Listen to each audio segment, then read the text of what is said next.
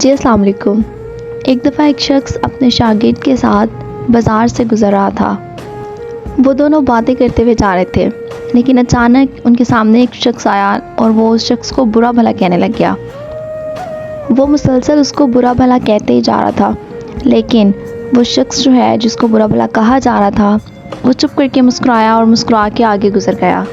جب وہ مسکرایا تو اس شخص کو اور زیادہ غصہ آ گیا کہ میں اس کو اتنی باتیں سنا رہا ہوں اور یہ چپ کر کے مسکرا گیا اور آگے گزر گیا۔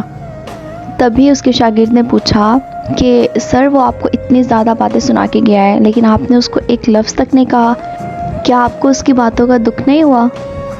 تو اس شخص نے مسکرا کر کہا کہ اگر تمہیں کوئی بدبودار کپڑے یا اس طرح کی کوئی چیز دے جائے تو کیا تم اس کو اپنے پاس رکھو گے، یا کوئی اس طرح کے کپڑے دے جائے تو کیا تم اس کو پہنو گے؟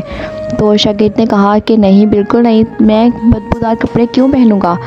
تو اس شخص نے کہا کہ بالکل اسی طرح تو میں اس شخص کے کہے گئے الفاظ کو کیوں قبول کروں؟ اتنے برے الفاظ جو اس نے بولے ہیں میں اس کو کیوں قبول کروں؟